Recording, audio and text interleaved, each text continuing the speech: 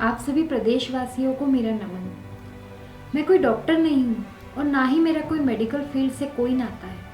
हाँ, लेकिन भारत देश से मेरा नाता है, इस प्रदेश से मेरा नाता है। भारत देश का नागरिक होने के नाते कोरोना की इस लड़ाई में मैं अपने देश और देशवासियों के साथ खड़ी हूँ। भारत इस कोरोना की लड़ाई में तो जीतेगा ही, इसमें कोई दो राय नहीं, क्योंकि हमारे हेल्थ वर्कर्स, हमारे डॉक्टर्स, सफाई कर्मी, एडवोकेट्स, पूरा पुलिस प्रशासन, हमारी सरकार और जितनी भी सामाजिक संस्थाएं हैं इस लड़ाई में पूरे देश के साथ खड़ी हैं और डटकर मुकाबला कर रही हैं।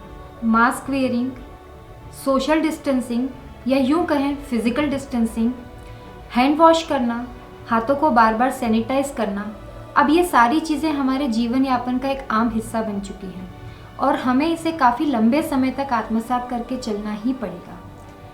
आज इस वीडियो को बनाने का मुद्दा ये नहीं कि हमें सोशल डिस्टेंसिंग फॉलो करना है या नहीं। मुद्दा ये है कि इस गंभीर बीमारी से जो मरीज़ अपनी जान नहीं बचा पा रहे हैं उनके लिए जो भी ज़रूरी सुविधाएं हैं उन्हें किस तरह से उपलब्ध कराया जाए। उसमें से एक सुविधा है प्लाज्मा। हम सभी इस शब्द से, प्लाज्मा से अनभिज्ञ नहीं है। ये प्लाज्मा हमें वो ही लोग उपलब्ध करा सकते हैं जो कि कोरोना पॉजिटिव होकर रिकवर हो चुके हैं। मेरी आज इस वीडियो के माध्यम से उन्हीं लोगों से अपील है, हाथ जोड़ के निवेदन है आप लोगों से कि आप आगे आएँ, प्लाज्मा डोनेट करें और उन लोगों की जान बचाएं जो इस गंभीर बीमारी से आज जूझ रहे हैं। यह तो सर्वविदित है, 99% लोग जो हैं वो इस बीमारी से रिकवर हो रहे हैं। यह आंकड़ा बहुत अच्छा है। केवल 10% लोगों को ऑक्सीजन की आवश्यकता पड़ रही है। उसमें से भी केवल 1% लोग ऐसे हैं जिन्हें प्लाज्मा की आवश्यकता पड़ रही है। तो आप सभी से निवेदन है कि प्लाज्मा की आवश्यकता इतनी ज़्यादा नहीं है, जितनी आवश्यकता प्लाज्मा डोनर्स की लग रही है उतनी हम इजीली उपलब्ध करा सकते हैं।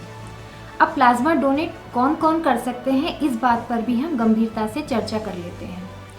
प्लाज्मा डोनेशन का जो सिस्टम है उस सिस्टम के अनुसार जिनकी आयु 18 से 50 वर्ष के बीच में है वो सभी लोग प्लाज्मा डोनेट कर सकते हैं। ICMR की गाइडलाइंस के अनुसार जो भी डोनर्स होते हैं उनका हीमोग्लोबिन 12.5 ग्राम पर डेसीलीटर से ज़्यादा होना चाहिए। टोटल प्रोटीन कंटेंट 6 ग्राम पर डेसीलीटर से ज़्यादा होना चाहिए। IgG कंटेंट 1:640 होना चाहिए या इससे ज़्यादा होना चाहिए। यह तो हुआ आंकड़ा वो जो कि डोनर्स का होता है। अब डोनर्स की आवश्यकता किन कोरोना पेशेंट्स को पड़ती है वो भी हम देख लेते हैं। इन डोनर्स की आवश्यकता उन पेशेंट्स को पड़ती है जिनका रेस्पिरेटरी सिस्टम 24 से ज़्यादा हो जाता है या यूँ कहें जो कि वेंटिलेटर्स पर होते हैं। हमें उन लोगों की सहायता करनी है जिन लोगों को अभी प्लाज्मा की सुविधा नहीं मिल पा रही है। इस वीडियो के माध्यम से मेरी उन सभी लोगों से अपील है जो कि प्लाज्मा डोनेट कर सकते हैं, कृपया आप इस भ्रांति में कभी ना पड़ना कि प्लाज्मा एक बार डोनेट करने के बाद आपकी इम्यून वीक होगी या इससे आपको कोई प्रॉब्लम हो सकती है।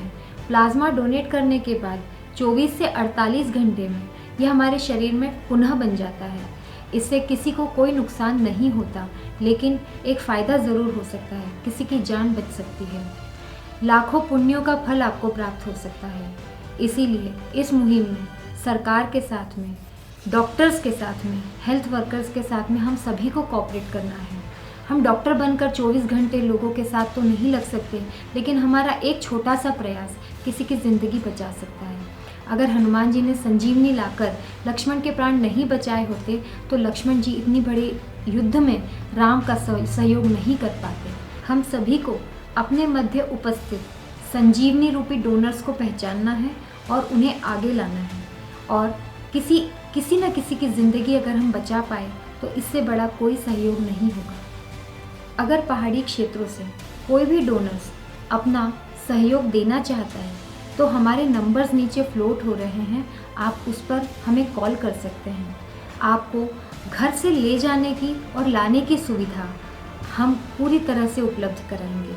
आपका यह सहयोग किसी की ज़िंदगी बचा सकता है, यह बात हमेशा ध्यान रखें। धन्यवाद।